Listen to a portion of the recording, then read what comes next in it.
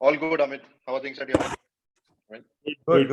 All right. Looking forward to see you in the coming week. Yes. Yes, certainly. In Goa. In Goa, right? Yeah, Yes. yeah. Yeah, Prajot, I've heard so much about you. same here, Mr. Shankar. Thank you so much. Wonderful talking to you. Prajot is actually leading the knowledge chamber in Goa. And Right. we have Doug of Global Chamber, the Plenty of chairman, events. Yeah. CEO. Doug, are you there? Maybe you can just say hello to everyone. Hey, Shankar. Hi, everybody. I'm looking forward to the conversation today. Thank you for taking the time. Thank you. Yes. Hey, Nasri, how are you? I'm good, Doc. How are you? Always a pleasure. I think you may be the hardest working person that I know around the world. Continue your success. Well, you had like 36 hours in a day, Doc. I can't beat you to that. You basically defy the law of physics. You know, people work 24 hours a day. You work 36 hours a day, round the clock. I have to do that to keep up with you. So I appreciate the collaboration. Thank you. Thank you, Doug. Thank you so much for being here today and endorsing the event. My pleasure. I think you may be all ready to go on our side, Shankar. Or let us know how we can help. Sure. I think we can just about jump into the conversation, and I'll introduce one by one as we go ahead. But today's topic is basically about digital transformation. And as we say, digital transformation, we are all in it. The past 2 years showed it to us, and we don't have a choice. And we are there looking at many things that are happening in various sectors. And there's a whole lot of things that we can talk about, whether it is grocery ordering, whether it is drones, whether it is global collaborations, or anything that we are doing locally over here with FDI. There is not a single sector, medical technologies, exports, there's not a single sector that has not been touched by digital transformation. But definitely, we would like to dive deep from the stalwarts we have here today into how each one sees it as a positive impact and also as a way to actually come closer, as Doug would put it. His digital transformation and his AI is all about warm introductions around the world. We have seen it all along. I've been part of the Global Chamber for a while, and I see how fantastic it is. For the few years that I've been involved, I see that I have met more people than I've ever met in my life. It's very interesting. And not just that, we have met them on a friendly basis. We have touched each other, and we have touched a deeper part. And that's how I met Nasri too. And Nasri and I, we are actually propagating the whole AI, applicable AI, into the sector. And again, maybe we can just introduce quickly Dr. Amit, if you can say a few words and we can jump on it. Or if you want to say something about what I just said, we can straight away take it on from there.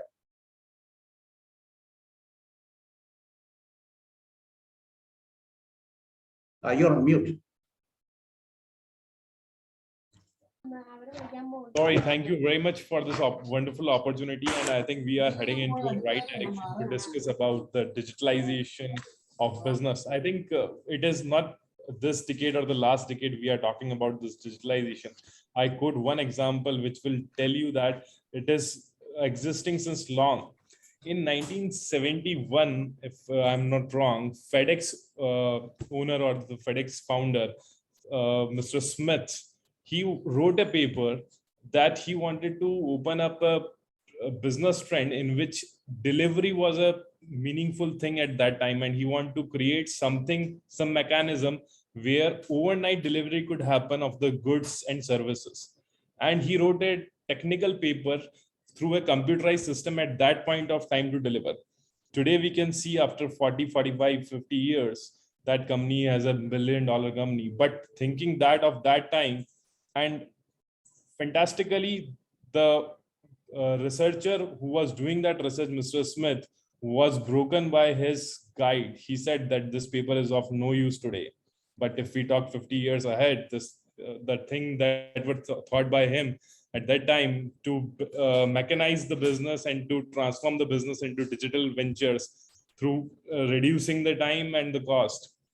That is what the need is. And I think I can quote many examples to where the digitalization or the transformation of digitalization and the need for blockchain, or you can say the need for the technologies which we call big data analytics, why it is needed. There are a lot of examples. If we talk about, let's say, Spotify is a music platform which everyone listens, but there are more than, I think, 96 million, if we quote on figures, 96 million users, and everyone is searching their own kind of music.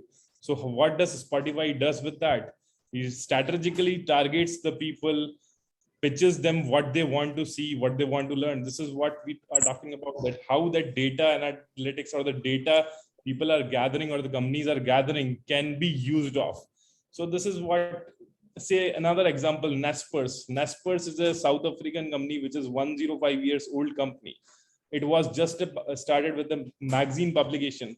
But after this coming in decade of digital transformation, there is no physical things happening. We don't need a physical magazine on the table. It's everything digital. But how the digital transformation has changed, it's not the products which are sold today, it's the technology which are sold. So my point is how this technology can be more enhanced and more sellable in terms of big data analytics. And I think there are a lot of good panel which can take this discussion forwards. And I have a lot to say, but I will intervene in the meanwhile when the discussion runs through. Thank you very much. And over to again the moderator, please.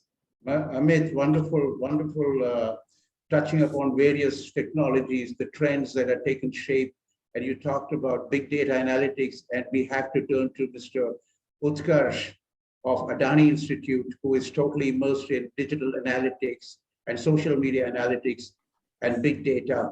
And I would like to welcome Professor Utkarsh and touch upon something so that we can take the whole introductions forward. Thank you very much, Mr. Shankar. Am I audible correctly? If I'm fine? Yes. Thank you very much for confirming. So that's an era of big data analytics. We can see that from the moment we wake up in the morning to the moment we go sleep at bed, each and every time we generate lots and lots of data, and that data is being utilized by the multinational companies, the social media network companies, the entertainment industry, the healthcare industry. Each and every industry is using that data in the way to help us and also to generate revenue on their side also.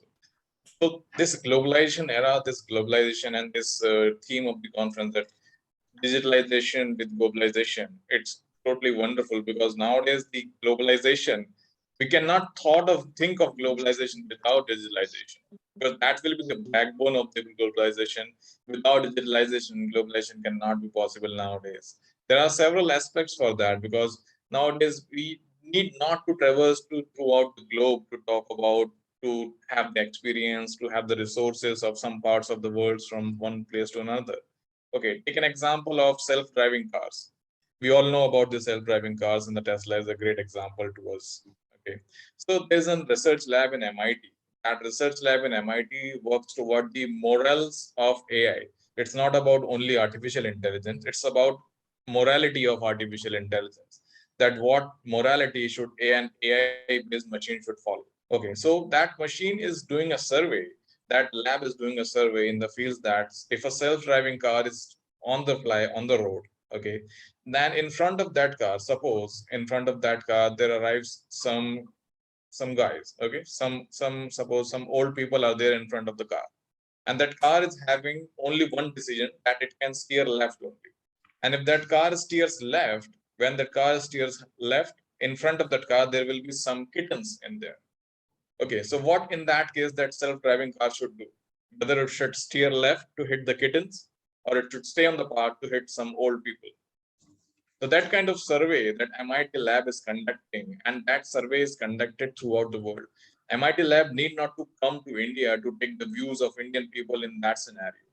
We can very well search and conduct that survey and give our inputs to that survey, so that the artificial intelligence of that self-driving car can be developed to a moral level also, because that can be a way that in future that self-driving car should have to take that decision that whether to hit a old person or to hit some kittens on the road. So that cannot be decided only based on the technical data. Some morality has to be introduced into the AI. So that's the research, that kinds of research nowadays going on. So these kind of researches are helping nowadays AI developing to a next level. To globalization, the thing is that why digitalization is very much important in globalization, because of few characteristics which it supports a lot, because it does not have to rely on the physical barrier, on the resources of the locations. Okay, if we are not having a resource at a particular location, with the help of digitalization, we can very well access that resource from a remote location. Suppose you are in a country where you do not have enough resources to train your people. So what to do? So previously, what was the situations were that we have to go to such countries to train those persons and all. Nowadays, those kind of person can only be trained with the help of internet connectivity, and any technology can be transferred throughout the world with just an internet connection. That's the power of digitalization nowadays. And the use of big data, it's being a lot. We all know that no use of big data is. I will give you a very small example. I think someone's mic is okay. So we all receive mails daily, right? Whether it's Gmail, Yahoo, Hotmail, any kind of mail is there. So we know that there's some kinds of mail goes to spam, and sometimes of some kinds of mail goes into the inbox. So what is the basic fundamental? Why some kind of mail goes to the spam, while sometimes some kind of mail goes to the email inbox only? That's kind of filtering goes on in the basis of backside of that mail server. So that kind of algorithms also evolving day by day. That's also filtering, because there are millions of mails generated every second. And you can imagine the number of mails generated every minute, every hour, every day, and every month. So this kind of data cannot be only processed with the help of only normal data processing machines and data processing softwares. So the use of big data analytics nowadays is the need of the hour. Every organization is transforming themselves to use the big data related software, because the data we generate a lot nowadays. The one who uses that data carefully, uses that data efficiently, will be the one who will stand in this market. So that's why the big data analytics is now the need of the hour. Thank you. This leads me, and I cannot help but bring Professor Nazri, because when you talk about big data analytics and how it can be deployed and made efficient, I think AI comes into picture to be able to predict and make it decisive the kind and quality of data analytics that the data centers bring in. So over to you, Professor Nazri, to shed some light onto this very interesting dialogue. Thank you, Shankar. I hope my audio is of acceptable quality. You can hear me, right? Because there seemed to be some temporary disturbance earlier. So in the context of the audience who is tuning in, right, we know that there are different types of businesses. There are small, medium, larger businesses that are tuning in and find this topic of digital transformation very relevant. It is important to realize that there are different stages of digital adoption across SMEs and corporation. It is therefore important to understand the different practical aspects of how digital transformation has shifted over the years. So I'm a small businessman, I'm a mid-size, and I'm a corporate. Okay, so digital transformation means different things to different people, different types of organization. Whatever the stage of digital transformation you are in right now, this is what the topic is all about, right? We must realize that digital transformation is an evolving process. It's not an end game. There's no end game to it. Okay, there's a beginning to it, but there's no end game because data keeps evolving. As the esteemed panel member was saying earlier, no data remains static, right? Change is the only constant. So it keeps changing. So there's no way that digital transformation stops. It's actually evolving. So it's important to understand the stages of digital transformation so that we as businesses at every stage of our adoption, small, medium, large, or which stage, early, mid, moderate stage, or advanced stage, we will understand which stage we are in by understanding the evolution. So first, it starts with data abundance, data that appears in all types and form. So for every business person out there, you have to understand that data is everywhere. It's not short of data. It's just a question of quality. It's everywhere. Data internally, data externally, structured, unstructured, right? Qualitative, quantitative, historical, present, and then into the future. So the tech folks, right? So you're talking about the solution providers and the adopters of technology. So we talk about demand and supply here, right? So the tech folks and the digital transformers come in to start the data extraction. So they start doing scraping, they start doing trawling, they start doing parsing the data, they start to move into API connectivity, right? So then they start building databases for people to organize their data, CRMs, dashboards. Okay, so some of the businesses may not even have their own dashboards or databases. So they cannot pursue AI so immediately. So they have to understand that first you need to have captured the data from all sources, all types into a structured, digitized manner. Now, after that, what happens is that the data scientists start coming in with mathematical and statistical models to start confusing us, their way of thinking, right? We can hardly understand what they talk when they start talking Python, R, TensorFlow, right? So 95% of people who do not know coding or programming will start scratching their heads. So I want to adopt AI, but I don't understand the language that they're doing. I'm trying to solve a pain point, but they're throwing me formulas. I'm trying to talk about, effectiveness and ROI. They start talking about high costs, high capital expenditure, data scientists, data engineers, expensive infrastructure, and so on, right? So the point is we are stuck here, right? So you talk about the evolution from the data abundance to data capture to data dashboarding, right? Or data visualization. And then now you're trying to put some science to it by making it predictive or prescriptive. Yet 95% of people do not know technical programming, coding, knowledge, etc. So there's a huge abundant opportunities for the market itself, for industries as a whole, to convert these 95% of people with their expertise, with their knowledge, but they do not have the coding and programming knowledge. Yet you have that huge knowledge base that can be robotized, that can be made it more cognitive in terms of decisioning, in terms of solving problems, right? So when it comes to digital transformation, what matters is what do we do with the data and how we make the data form part of our management decision. This is where we are at now. Most industries are in now.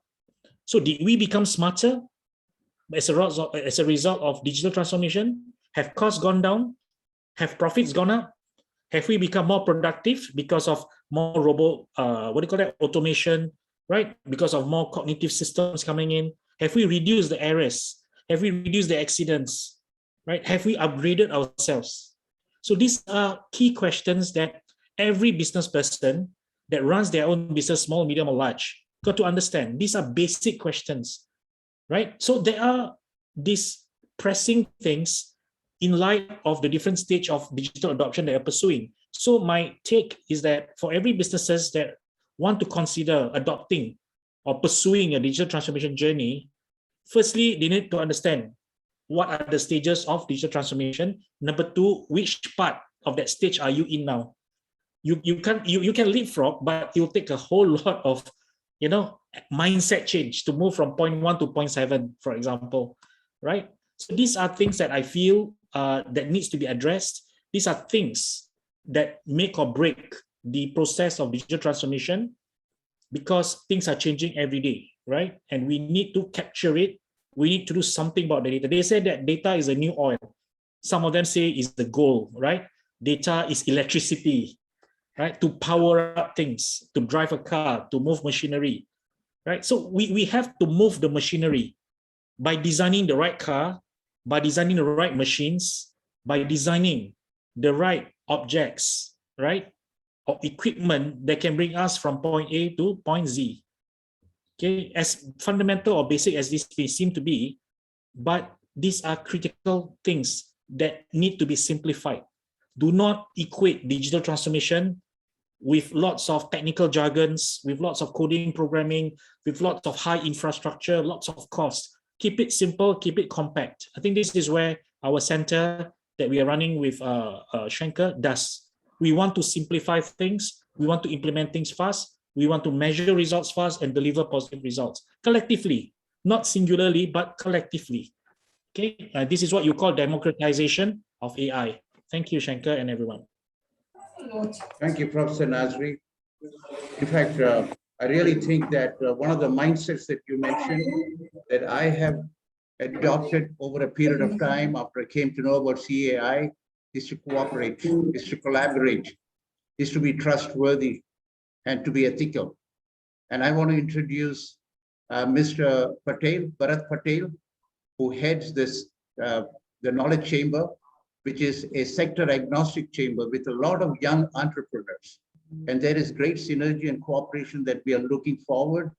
Dr. Amit and the rest of the dignitaries at the Knowledge Chamber, and we will try and build something that we can make AI democratized so everybody can apply it. The fundamental that I understood is applicable knowledge can actually increase efficiency and profitability and really apply it. So over to you, Mr. Patel, to add to what Professor Nazri said and how we can articulate the journey forward. Thank you very much, Mr. Shankar. And as such, most of the speakers, especially Dr. Nazri, has already touched upon the most important points. I think that's very vital to understand that, the democratization of the data which is coming in. And first of all, we should understand how this data is going to become the important commodity in one's life, be it at an individual level, be it at an organizational level, or be it at a global level. And this digitalization, which is being driven through artificial intelligence and machine learning, I think that's going to be a game changer for many years to come. And as is rightly said, this is just the beginning, and this is going to be everlasting. You do not have a deadline time to this as to when it's going to stop. And we know that this will reduce the cost as a result of time saving in the terms of processes. It's also a decentralization of production by facilitating the mobility and the remote communication, which is happening. So decentralization of data is also extremely important, and how we collect this data and how important this data would be, because there could be a couple of points through which the data would be coming. Perhaps they are not of the level which is needed for taking a decision. It also improves the operational efficiency of the productivity for any organization. And of course, it opens up the doors of new businesses, opportunities and revenue that streams across, enabling and creation of the new products and services, because that's where the change is going to happen. And this disruption which happens, and any company which would like to be a part of this disruption or to be away from it, because if they don't join the bandwagon, they'll be thrown away. So unless they're not digitized, they're not been adopting such facilities, I think they would be thrown away by the so-called revolution which is going to happen. So I think this also digitalization, when we talk about it, is also going to increase the speed of response to changes in the demand in the market. Because if we want to understand the market, the demand and supply, understanding that particular thing, unless the right data comes in and you take the cognitive analysis on top of this data, you'll not be able to really fulfill the requirements in the market. Of course, it also generates a competitive advantage as compared to the other companies that you are with. I remember a case of Asian Paints in India when they first adopted, the data analytics. They created the data of every touch points in every streets of this country, and the amount of data that was collected through them, and that perhaps not even the government had the extreme high-speed computer, but at that time they had the computer wherein they were actually looking into this data and reducing the cost. And today we see that they are ahead of the curve, wherein we see that the stock markets for that particular company is ever soaring high. So I think it generates this competitive edge against the competitors. Of course, in general, it is the research and innovation and the culture which is across that, which is absolutely important, preparing any company to participate and anticipate the disruption that's going to happen in the world. So, unless you anticipate what's going to happen, that can only be done with the data that you have and you analyze it rightly. And also it improves the integration of the internal collaboration by facilitating the communication between each of the department of an organization, be it a government, be it an institution, be it an individual.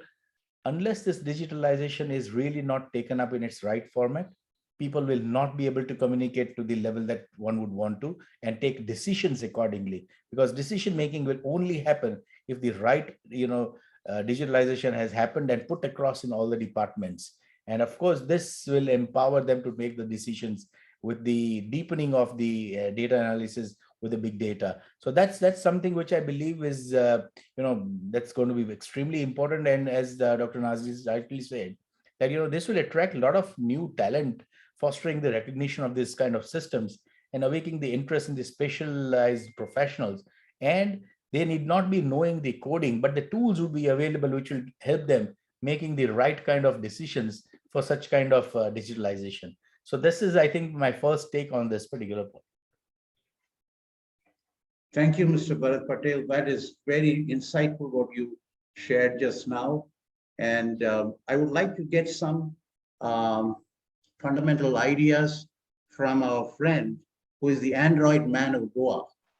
And he heads the knowledge chamber in Goa, and he has worked very cooperatively and collaboratively, of course, with the Prime Minister's office, and has brought in what is called the government, enterprises and all of that. So I would welcome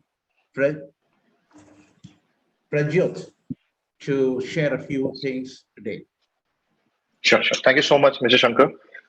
Hello, everyone, and it's a pleasure to share my 2 cents on, especially with the digital transformations.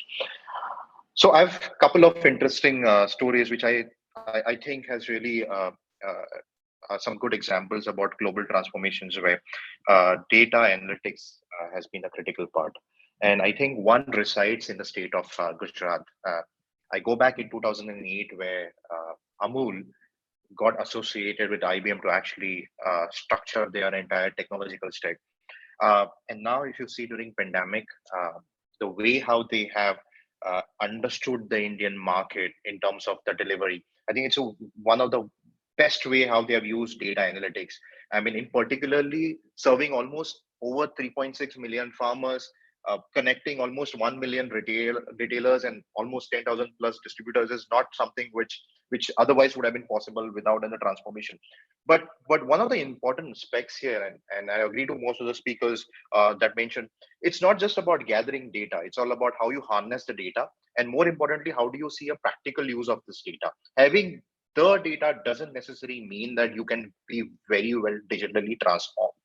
One of the classic case I would like to also share is the company called as Xiaomi, right? They were never having any foray in India. Were they one of the earliest leaders in the market? They weren't. They were likes of Nokia's, they were likes of Blackberries that entered India much before them.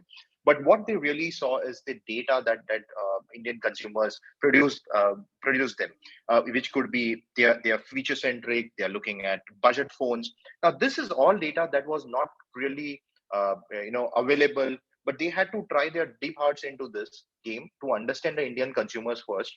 Brain behind that, what is the capital they spend against a particular phone, what kind of features. So there is an extensive research that goes along using analytics and the technological stacks that come along.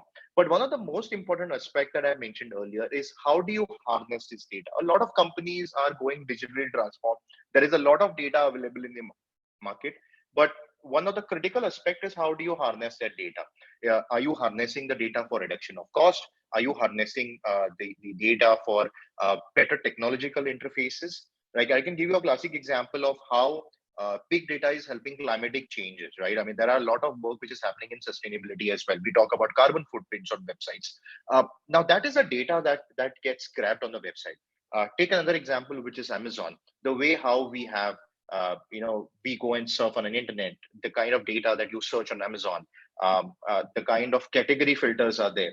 This all data gets captured in the backend, and obviously that's get analyzed. So essentially our life today, not particularly in the digital space, but overall it's all about data. I think data has its own worth. It's become a digital currency, if I have to put it in a way.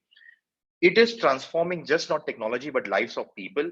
The very fact that we are sitting somewhere and we know, the companies know where exactly our location itself is where the transformation has begun. But my important, 2 cents here would be is if at all companies are going digitally transform, the purpose of the transformation and the kind of data being measurable are the two aspects they need to really look at.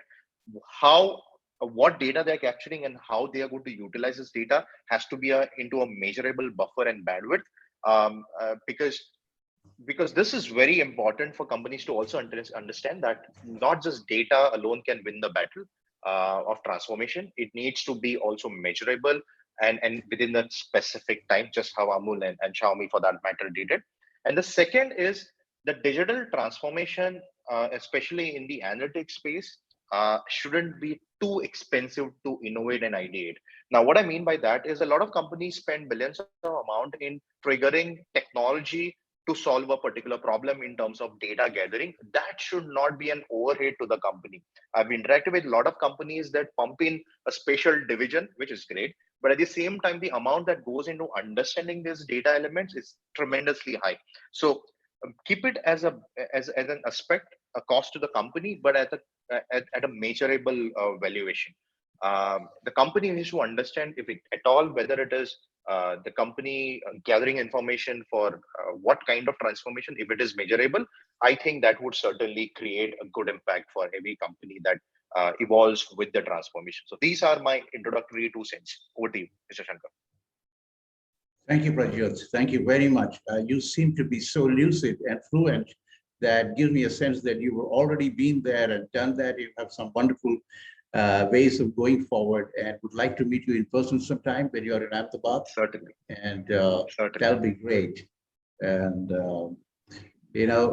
we can move forward. And if anybody has got anything to say, please share, and I will have some more things to orient with. Yes, Dr. Amit, you're muted.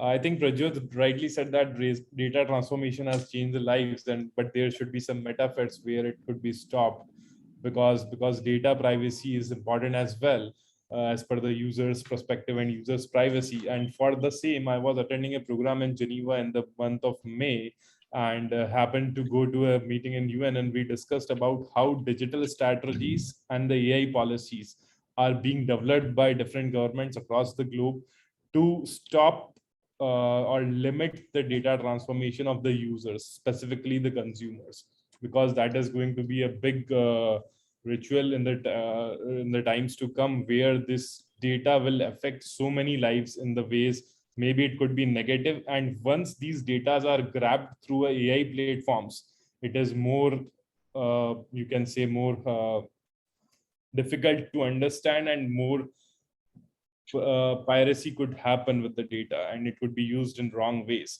So the government, UN, as well as the different governments are really concerned that transformation is good, but it should be at a level that everyone gets better in terms of technologies, in terms of their markets, and in terms of using the analytics, but it should not harm the country's prosperity and growth in different ways. And there were some points which were discussed, so I'll tell you about. They were focusing on agile and innovative culture, which should be focused, and they talked about the people and the culture, system and the processes, and data and knowledge. These 6 factors they talked about, that how could data could be processed by any government, and what should be the limits of these processing. So these 6 factors comes into existence when we talked about data. And data analytics is really good, but to a limit. And I think data privacy also has different perspectives, but as far as data transformation thing and big data analytics is concerned, really government are concerned. Canada was the first country in the world to come up with the AI policy in 2018, and then many countries follow. And you will not believe that Thailand has come up with a new data transformation policy recently in 2021, which is the first country to create a policy for data transformation. So I think that these governments, if we think in a positive way to limit the data usage with terms of data transformation and put could limit the companies to collect the data in different forms at different bandwidths, I think data transformation could be a very good tool to change the lives of humans in the future. I think this is what I wanted to share.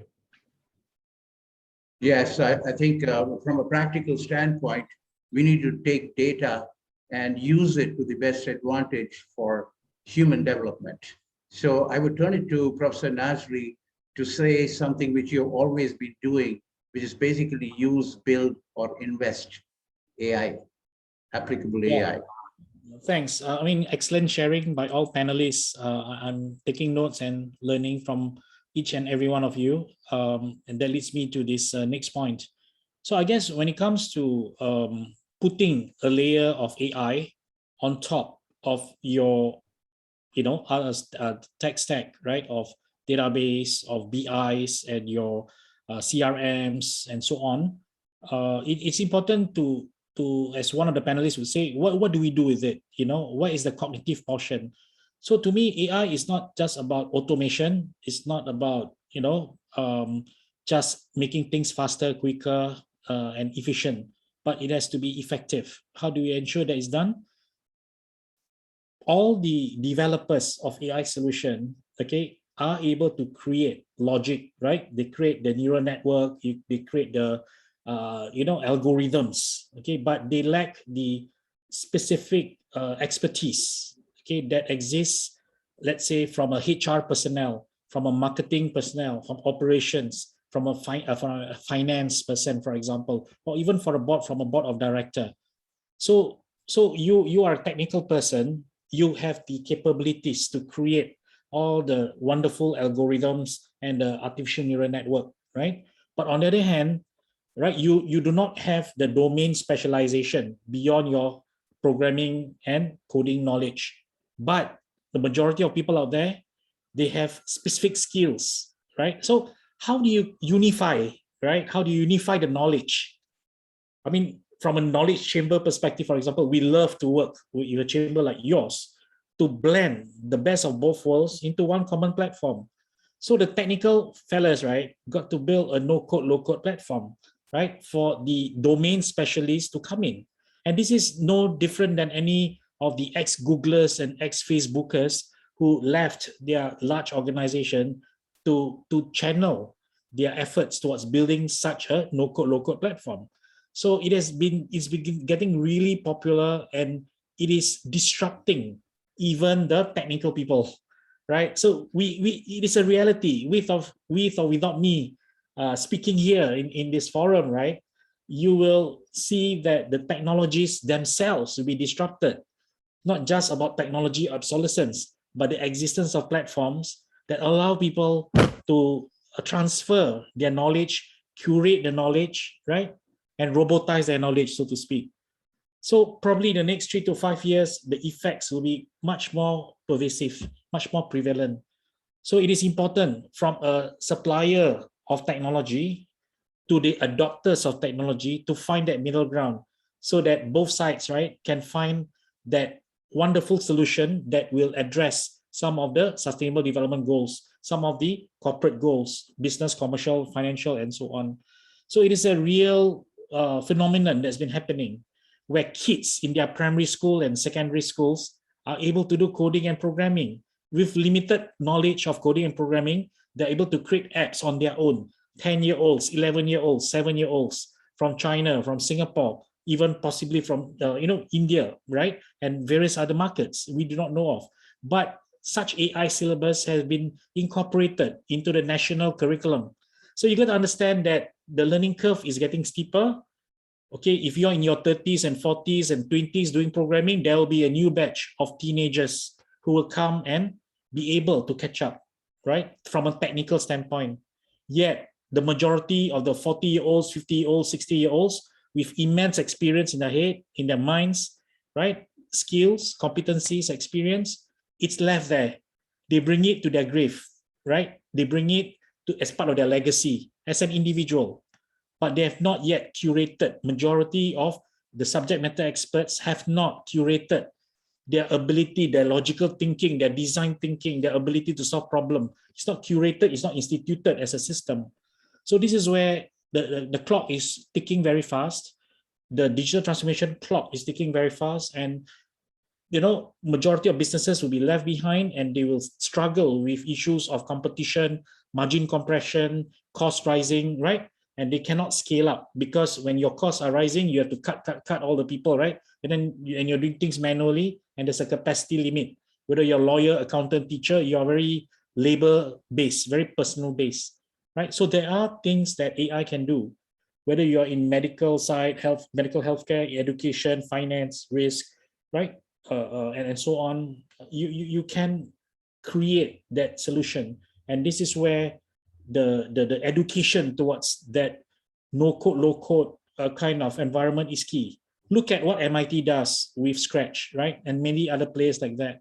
So they're encouraging young people to build things, right? To solve SDG 17 goals, to create green solution. Kids, I'm talking about kids here, right? Not professionals, right? So this is the reality that businesses have to understand. How do you work with the younger generation? How do you work with a no-code, low-code platform? How do technologies actually evolve in this disruptive nature of digital transformation itself upon them? So this is the irony, isn't it? Right? So this is where, that's why I say knowledge is never constant. You have to build up. There's no end. There's the beginning, but there's no end, right? So you have to team up. You have to collaborate. I can't be expert in 10 different areas, but I can work with 10 different experts, right, to build 10 different solutions with them and become joint venture to that particular program or product. So this is how the partnership goals, technically SDG 17 itself, encourage partnership to collaborate, to put their brains together, resources together, and to do good for society. I think this is key message that I want to put across. Thank you. Thank you, Prof. Nasri. Is there anybody who wants to ask a question or suggest something? Please feel free to do that, because it's part panelists and part fireside chat. So, one of the things that I always am enamored and amused and interested is the fact that AI has taught me one thing, that technology need not be something that one needs to be afraid of. We want to demystify the AI wave itself, so that people who think this is technology and they stand apart and they think this is not for me.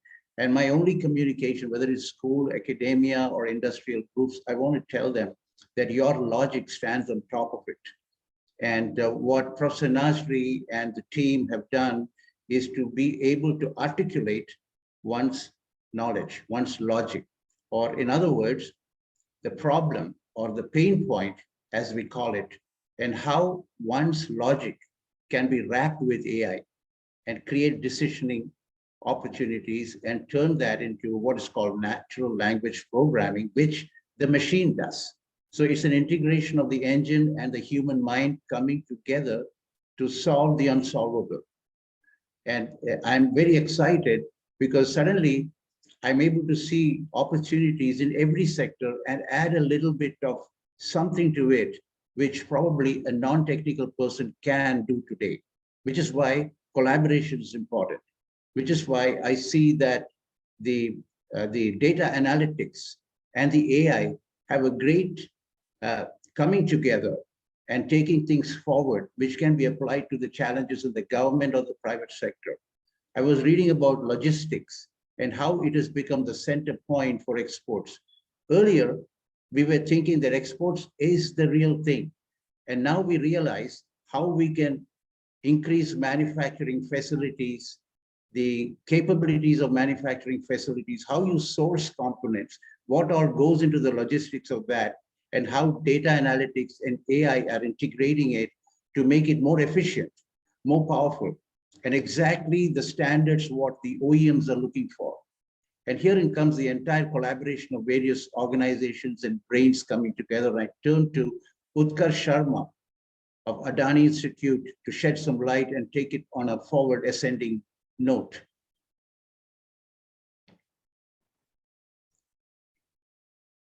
Thank you very much, Shankar. So it's excellent session with so much to learn till now. regarding all digital transformation and the use of AI in several sectors and all. So we all are here for to knowing about that how digitalization and the use of data and big data can help in succeeding towards this journey of globalization. Okay, so as I already told that the data is the key to the future, to the sustainable future. If we won't use data efficiently, that anyone who will not use the data efficiently will not stand in this market. If be it is be it any telecommunication giant, be it a social networking platform, everyone who's having data with them, everyone is having data with them. Even as an user, we have a lots and lots of data with us. Okay, but if we don't use that data efficiently, we will not sustain in the market. Okay, by that data, we know that we can multiply our experience in any field up to many folds. Okay, take an example of a very small jewelry shop. Okay, if some person is having a jewelry shop, okay, so that person can have an experience of 20 to 30 years. Okay, but to when previously that shop might be run by his father, his forefathers. So if the data about the accounts and all is already accounted in the form of digitalization by his fathers and forefathers, so by analyzing all that data, that particular person can gain the experience of 40 to 60 years by doing nothing, by not having actually the experience of that years, but that person can gain the experience and gain the expertise of so long years by just analyzing the past data. So that is the power of data. That's why we say that the data is the new fuel, data is the new gold. But again, each and every pros have some cons. So as data is the new gold, that gold can be stolen very well. So we need to know we need to apply some security measures for that also. We cannot leave our data like that. It can be misused very well. And we know that it's being misused. We don't know whenever which site can use our data. That's nowadays we see that each and every sites that they first ask us whether we can accept the cookies or not. Because previously it was the case, we just randomly allow each and every website to store the information provided by us in the form of cookies. That in the form of data, those websites can use. And now they are using it. They can use it in many ways. Okay. So it's up to us and up to the organizations to decide whether to use that data efficiently or not, and up to what extent we should allow to use that data. So that is the thing we have to take forward with this conference, with this proceedings, that whether we have an ecosystem around us by which we can decide whether whatever data we are generating, it's being utilized, and it's being utilized for good, not just for any use. That's all what I want to say as an ending note. And thank you, everyone. Thank you very much for inviting me as a speaker also. I gained a lot of experience from this. Thank you. In fact, it was very nice to hear from everyone. Thank you very much. Thank you, Professor. Thank you. In fact, the idea of digitalization to globalization. Now, the world is being globalized more and more. And when you say if you're in business, then we need to have the understanding of going global. Global is not just about setting up businesses here and there. It's really to understand humanity, what we can do as a species and come together. And that's where the whole point Professor Utkarsh is talking, that data can be misused. You know, the more global we go, the more connected world we are, we need to figure out a way how we can use it ethically. Having said that, digitalization and globalization are really a great collaboration for making exponential growth. And it's a time that we have seen in the past 2 years, and where we are going in the learning curve. It's almost like a jump in the evolutionary curve of looking at how we can all come together, everybody with various understanding, collective nations, how everything with IoT and factory networks, the factories of the future, how all of that will blur the maps of the world, which is what we stand at Global Chamber. We are creating a global tribe of a different quality of understanding, of making the world almost like a paradise. If you really take things forward with digital transformation, the day will come when we will be able to do things at the click of a button and solve those issues, which we are currently calling as problems or pain points. And I know Pradyot has been listening, and Pradyot has got a lot of things to say about a lot of things, and would welcome his point of view. Pradyot, if you can. Yep, sure. So I think both globalization and digitization, they go hand in hand. Particularly if you scan from the vertical expansion as well as horizontal expansion, these two are so essentially important for any company's growth. As you took that example, when you mentioned about globalization and digitization, one of the very obvious stories that comes in our mind is, and of course, when we talk about data privacy point, which Amit mentioned as well.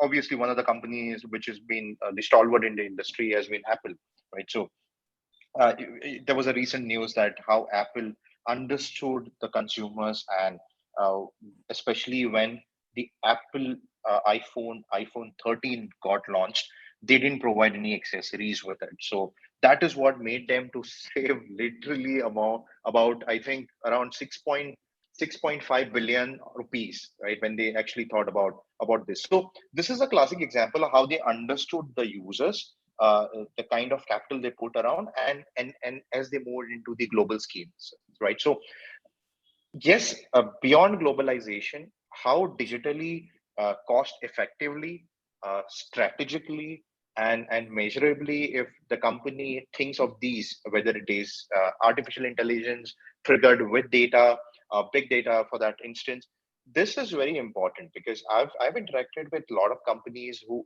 get into this transformation bandwagon, particularly both, and then they end up in having a lot of container of data but don't know really what to do with it, right? One of the examples that I can really share is how Indian government actually launched the COVID Seva on WhatsApp.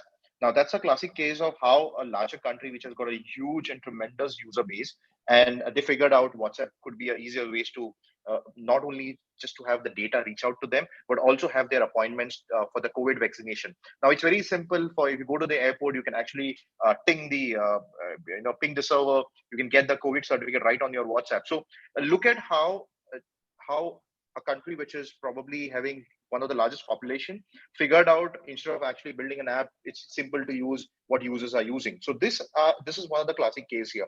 Obviously, a lot of other countries are also doing it with respect to them. As Amit mentioned, Canada getting into a very specific to the analytic component as well. But my suggestion here obviously is for companies who are getting into data, have a very measurable component attached to the how you use data, because without data, thinking about data, digitization of any particular aspect, whether it is any of the component of your company's functionalities, is going to be very critical. So build a cost-effective solution for gathering data and being very measurable and responsible data. I think there's a huge responsible component which has come. Amit rightly mentioned. I think even Professor Utkarsh mentioned about how we are allowing the data to be sent to the companies. There are a lot of companies that actually are incentivizing the fact that we're stealing your data, and people don't know about it, right? In our foresight. So having very measurable thought about how you see the data is also very important for any companies. Simple website which has got terms and conditions. So these are a few things that companies needs to take into. Data is very critical, but at the same time it has to be used very carefully, thinking both the parties involved. One is the consumers that you're dealing with, and obviously the company which is into the growth pipeline. So these are my these are my 2 cents regarding the question that you asked. Over to you, Professor. Thank you, Pradyot. In fact, when we hear about all the bit about data and how it is being used and how it should be used and how it could be misused, I really want to shed some light from the standpoint of what I've learned from Professor Nazri. And he's also the #1 thought leader in AI, according to a group, independent group, Thinkers 360.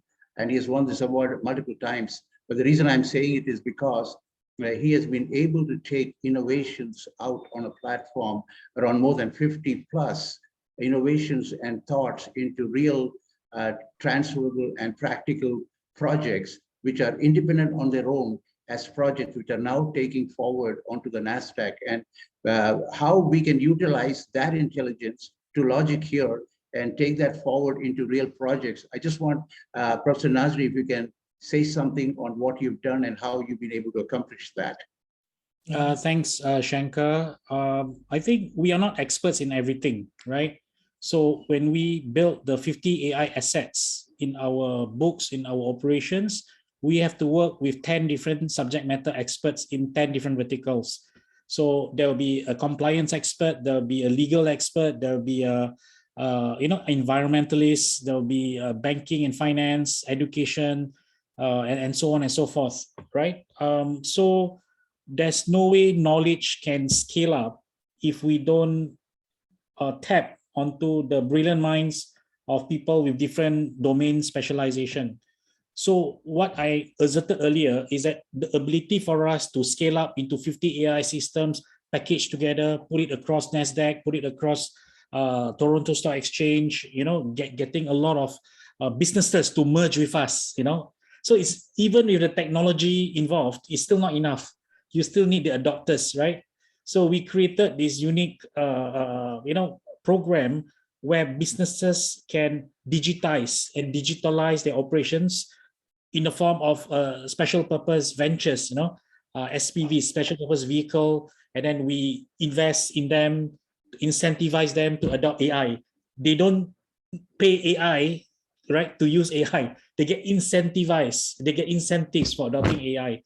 So it's like a reverse AI adoption, reverse AI acquisition, where you don't pay for AI per se, but you get incentivized with cash, shares, and technology, form into SPV, scale up. So obviously this applies to businesses that are revenue generating and been running traditional business for so long. You could be a 10-year-old, 15-year-old, 5-year-old businesses that generate millions of dollars each year, but yet you're not digitally transforming.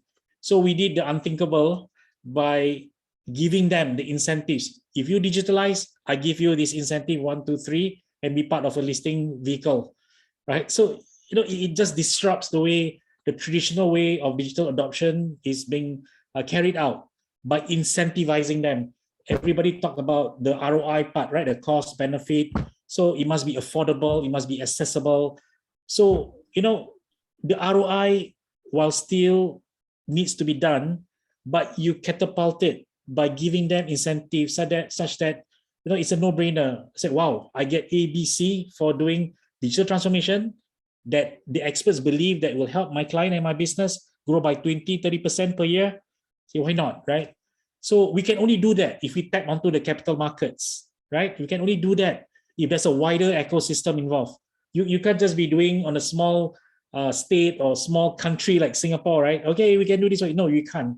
You have to tap onto India, you have to tap into US, you have to tap into Canada, right? You have to tap into Europe, right? You tie these things together, bring the investors in, bring the technologies in, bring the SME world in, pull them together, find that economies of scale and scope. I'm talking economics here, but pull them up together, and then the greater multiplier effect is shared by everybody. So I think this is where I guess in an unplanned manner, Shankar was prompting me to share some of this innovation in finance, innovation in technology, innovation in digital transformation that our center is actually working closely with private, public, and non-profit organizations. Right. So I think I don't want to dominate the discussion, but I just wanted to share that there's such a program or what you call an instrument to help companies raise money, to help the companies enhance their business model, to help the companies adopt AI technology with clear ROI, clear roadmap, clear incentives being put up, right? So I guess for more details on it, you can certainly approach Shankar, who can coordinate any discussions along that ground on the win-win-win situation. Thank you. Thank you, Professor Nasri. In fact, the reason I prompted was for everybody to get a common ground on where are we going.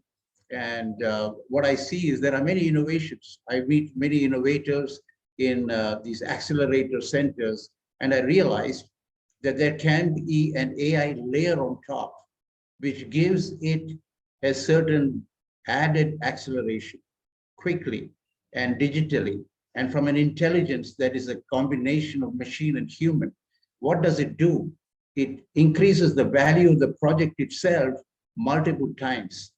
And when an investor comes, he's able to see the logic. He's able to see the classified information at a click of a button, and he can make quick decisions based on what he's seeing. So all of that is a very interesting connection between AI and the IPO listing that a small individual can think about, not just dream, really practically apply it.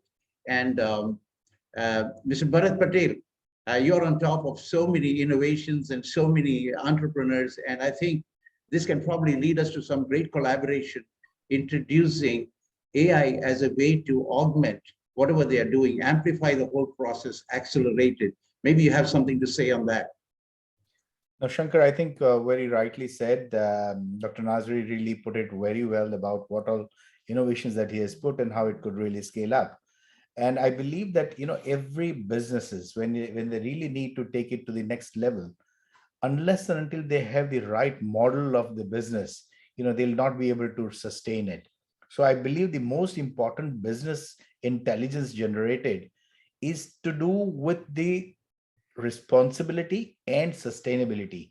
So unless these two words are rightly being balanced for any business intelligence that gets generated for a business, I think the scalability will be with certain defects, or perhaps, there would be a misuse of data, as Dr. Utkarsh was mentioning. And I think even countries like, Europe has been very strong with the GDPR norms, where there's tremendous amount of data security, data privacy X, which of course India is also bringing in very shortly. I think we really need this responsibility factor and sustainability factor to be rightly molded.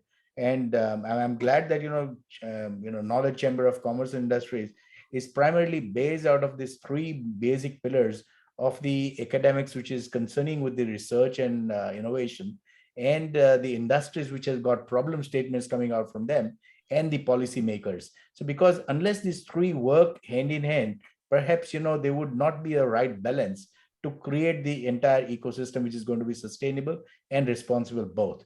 I think so, as Dr. Nazri was mentioning, so it's all about the data, how we create the information out of the data. And of course, information is then going to drive us to the knowledge, which is the most important thing. And someday this knowledge becomes wisdom.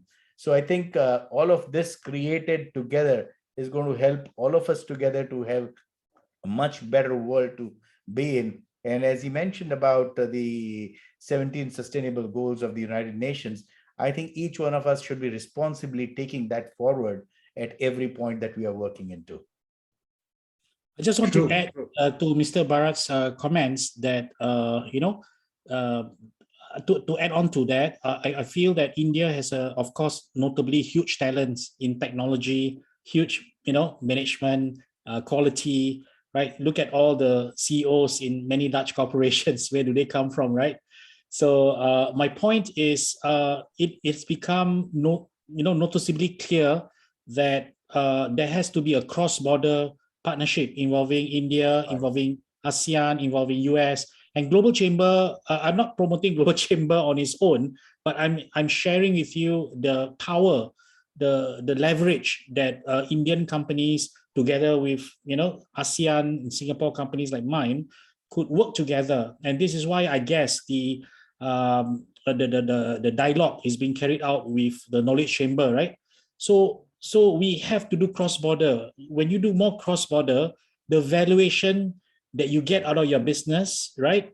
It's explosive, right? It's huge. The premium that you get, right? The market access, the pricing, richness out of your services, and the best practices that you can gather from all corners of the world, including from India, becomes very global, becomes very international. So it used to be at some point 3-4 years ago, everybody is very deeply rooted into nationalism, right? Oh, it's just my local technology, my local partnership, my local business, everything local, right? Which is fine, right? Nationalism still needs to exist, but we now reverting back to where globalization was really at its golden years previously before, the Trump administration came in. There's a lot of, nationalistic, policies being put up, and through no fault of anybody, right? It's just a political shift, so to speak. Now, the thing is, India, ASEAN, US, right? North America, stroke US, Europe, if they were to tap onto the platform that Global Chamber provides, I think it's a great opportunity, whether you're talking about cybersecurity, digital transformation, which you are so rich in talents with. So this is my final, parting remark when it comes to, what happens after this webinar, right? What happens? So carry on the partnership, carry on the collaboration, carry on the knowledge sharing, and this is the best platform to be in. I've been in many platforms. I think Global Chamber folks are very sincere, very driven, and very dynamic. If you are in their windows, it just never rests. From morning till evening, your time, my time, it still keeps on running, all corners of the world. So please do leverage on the partnerships to scale up your respective member companies or your own companies. Yeah, thank you. I fully agree with what you're saying, and I think there's no point reinventing a wheel, because if there's somebody who's already done certain models of artificial intelligence which is going to be helpful, no point, it's being redone at various countries again. So I think the best thing is to share and be collaborative in its nature. That's very true. Thank you. Thank you for both your parting remarks. And I would turn to the others who would want to give a parting remark, like Dr. Amit and Utkarsh and Prajyot. And even before that, maybe I must introduce Suraya, who wanted to say something on the chat, and maybe she can actually unlock and say something. A 1-minute introduction and what you want to say.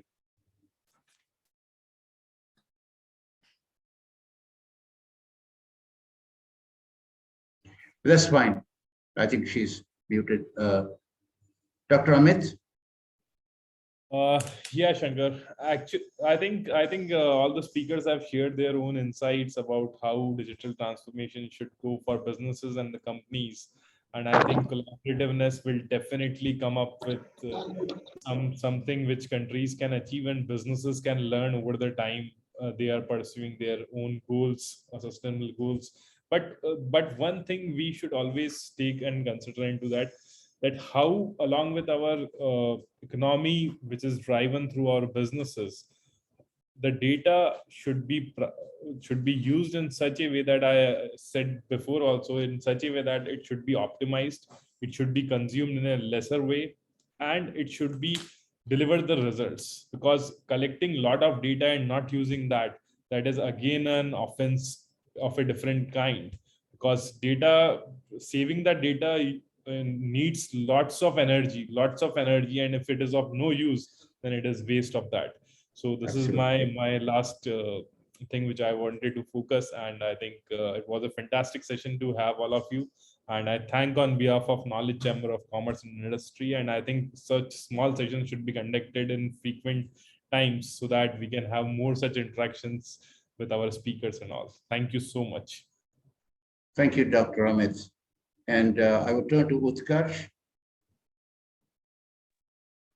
Professor Utkarsh? Yeah. Yes. Thank you, Mr. Shankar. Like to hear your parting remark. Yeah. So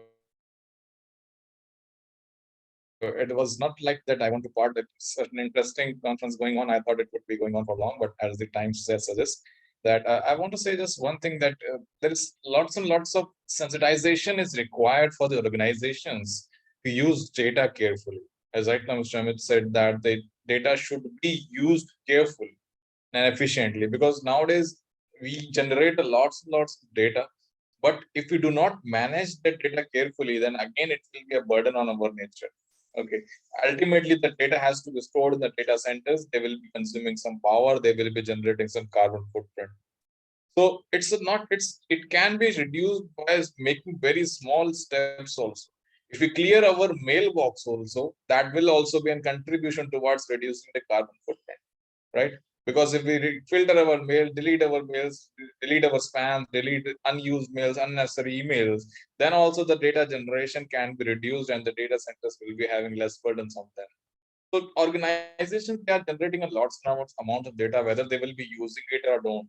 Okay, when we generate some physical kind of stuff, physical waste, it looks in it be when we see that waste, we need to clear that off. We see that okay, it's not useful. It's taking some space in our storeroom. It's taking some space in our office. We need to clear it off.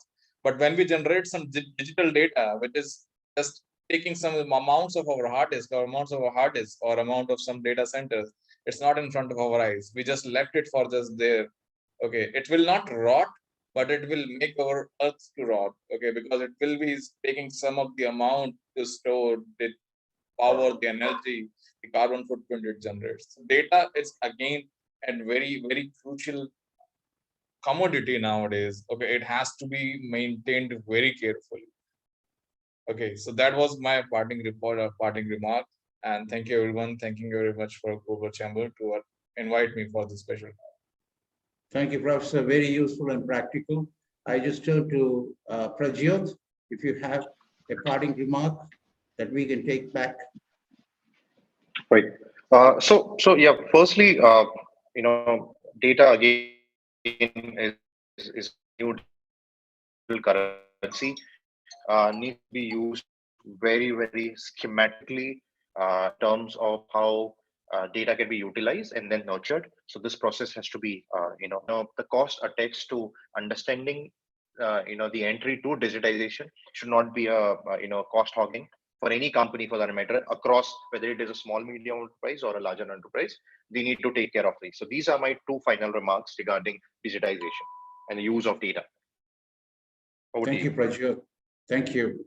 I turn to Doug, and for Doug's parting remark and what you can, how to take it forward. Everybody's eager to hear from you, how we integrate everything and globalize.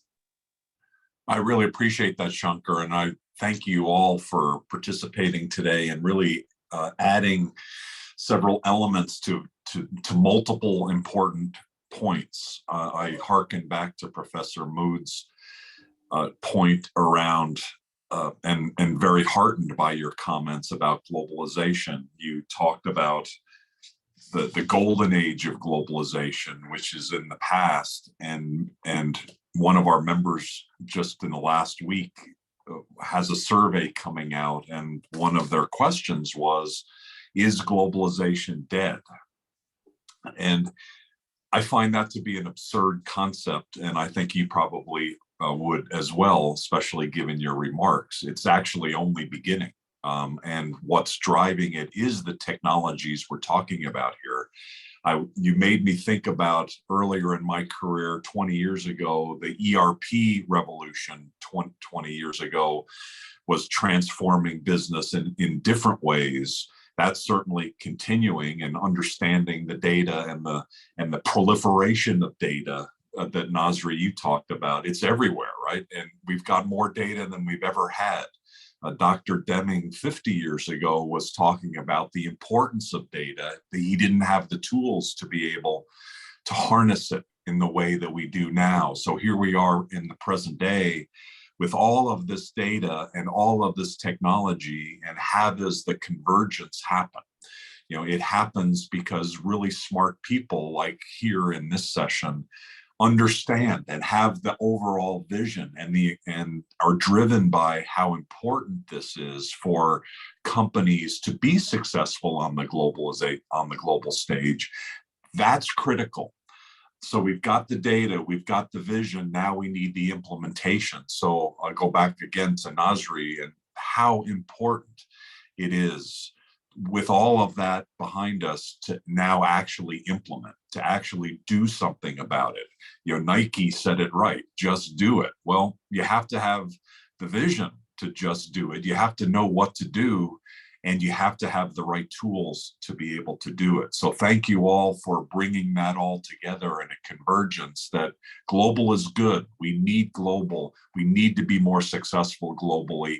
And we need to have these modern tools and all of the tools that are being evolved going forward, and smart people who sweat the details to get the implementation done, to be able to facilitate not just success for the big companies, but also for the small and medium-sized companies and the next generation, who probably will be very successful from their own home and their own garage, with using these technologies to be able to access the world. So thank you, Nasri. Thank you, Knowledge Chamber, for the collaboration. And thank you, Shankar, for pulling us all together today. Thank you. Thank you, Doug. Thank you very much. Thank you, everyone. We'll keep the conversation going, and we'll see you soon at another point, another Zoom meeting like this that I think I'll put it together with everybody's help. Thank you, Nasri. Thank you, Professor. Thank you very much. Thanks, everybody. Thank you. Thank you, everyone. Thank you. Thank you, Dr. Amit. Thank you, Garsh. Thank you, Shankar. Thank you, Prajot.